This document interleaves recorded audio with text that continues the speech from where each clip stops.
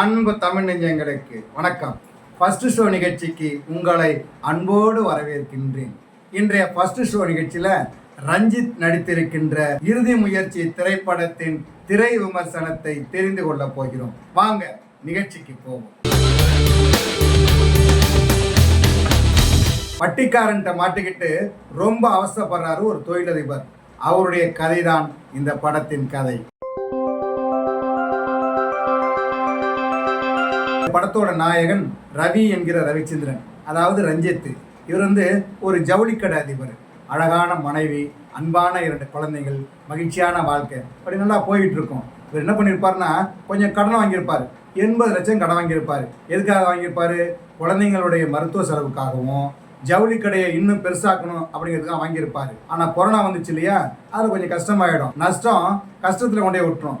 இவரால் வட்டி கொடுக்க முடியாது, முதல்ல கொடுக்க முடியாது. ஆனால் ரொம்ப கஷ்டத்தில் மாட்டிக்குவார். நண்பர்கள்ட்ட போய் உதவி கேட்பார். நண்பர்கள் எப்படி நல்லா இருந்தா ஏன் நண்பன் அப்படின்னு சொல்லுவாங்க.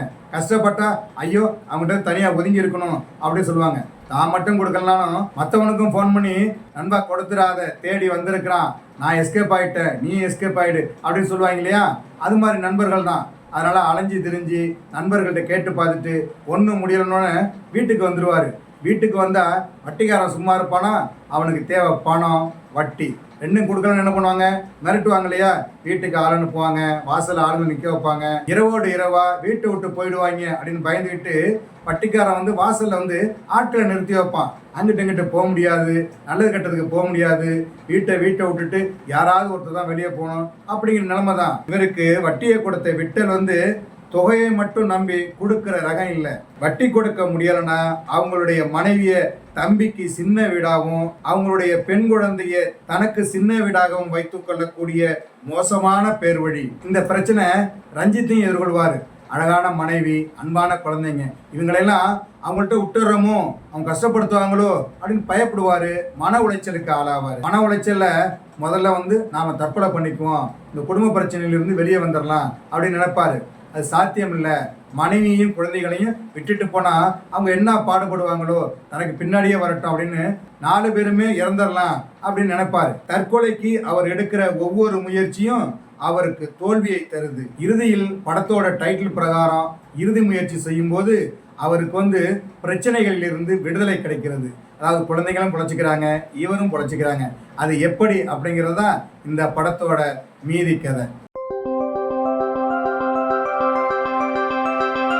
இந்த படத்துல கதையின் நாயகனாக ரவிச்சந்திரன் என்கிற பாத்திரத்துல ரஞ்சித் நடிச்சிருக்கிறாரு. பல படங்கள்ல வில்லனா நடிச்சிருக்கிறாரு, முரட்டு இளைஞனா நடிச்சிருக்கிறாரு. ஆனா இந்த படத்துல அந்த கதாபாத்திரமா தெரியாது, அந்த ரவிச்சந்திரன் என்கிற கதாபாத்திரமாகவே வாழ்ந்திருக்கிறார்.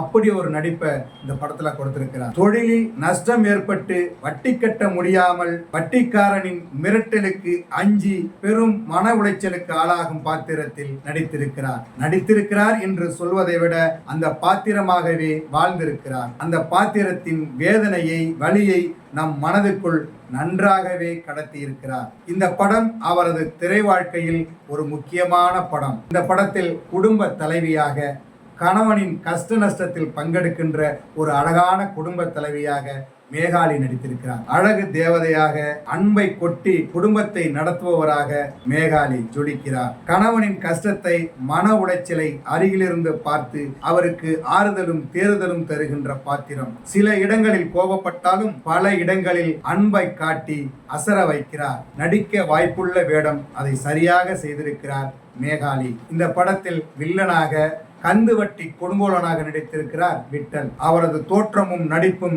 அந்த பாத்திரத்திற்கு வலு சேர்த்திருக்கிறது.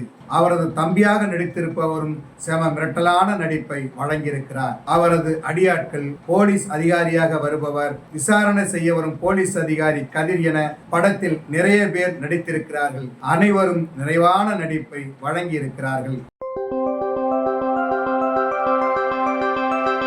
இந்த படத்திற்கு ஒளிப்பதிவு செய்திருக்கிறார் சூர்யா காந்தி. வட்டியின் கொடுமை காரணமாக முதலையும் வட்டியையும் கொடுக்க முடியாமல் குடும்பத்துடன் தற்கொலை செய்து கொண்ட பல குடும்பங்களின் செய்திகளை பத்திரிகைகளில் படித்திருப்போம். அப்படிப்பட்ட ஒரு குடும்பத்தின் கஷ்டத்தை, வேதனையை, வலியை நம் கண்முன் கொண்டு வந்து நிறுத்தியிருக்கிறார் ஒளிப்பதிவாளர் சூர்யா காந்தி. படத்தொகுப்பாளர் வடிவேல் விமல்ராஜும் படத்தோடு பயணித்திருக்கிறார். கண்களை உறுத்தாத படத்தொகுப்பை தந்திருக்கிறார். இந்த படத்திற்கு இசையமைத்திருக்கிறார் சுனில் லாசர். படத்தின் போக்குக்கு தகுந்த மாதிரி தனது இசையை கொடுத்து படத்தை விட்டு வெளியே போகாத அளவுக்கு தனது இசையை தந்திருக்கிறார். பாடல்களும் பின்னணி இசையும் படத்தோடு பயணித்து நம்மை படத்தோடு ஒன்ற வைக்கிறது.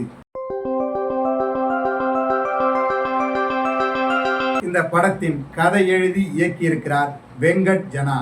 என்ன கதையை எடுத்துக்கொண்டாரோ அதை உள்ளது உள்ளபடி அதன் போக்கில் படமாக்கி இருக்கிறார். இந்த படத்தை இப்படித்தான் படமாக்க வேண்டும் என்கிற அறம் அவரது இயக்கத்தில் உயர்ந்து நிற்கிறது. ஒரு காலத்துல தருமபுரி மாவட்டத்துல பல கந்துவட்டி கொடுங்கோலர்கள் விவசாயிகளுடைய நிலங்களை பிடுங்கிக்கிட்டு கந்து வட்டி கொடுத்து அதை தனதாக்குவாங்க, ரொம்ப கொடுமைப்படுத்துவாங்க. அப்படி பயங்கரமான வாழ்க்கையை வாழ்ந்துக்கிட்டு இருந்தாங்க. அதுக்கு எதிராக இளைஞர்கள் கொதித்து எழுந்தாங்க, அக்ரிமெண்டெல்லாம் பிடுங்கினாங்க, சண்டை போட்டாங்க, தண்டனை கொடுத்தாங்க. ஆனால் போலீஸும் அரசும் சும்மா இருக்குமா?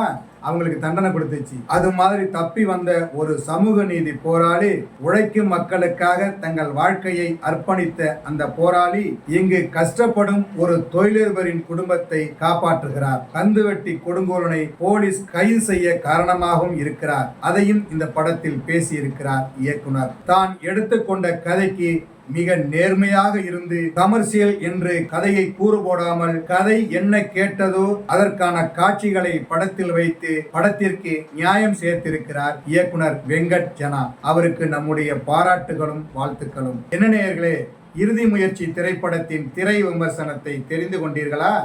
சரி, தமிழ் வலைக்காட்சியை தொடர்ந்து பாருங்கள். தமிழ் வலைக்காட்சியை லைக் பண்ணுங்க, ஷேர் பண்ணுங்க, கமெண்ட் பண்ணுங்க, சப்ஸ்கிரைப் பண்ணுங்க.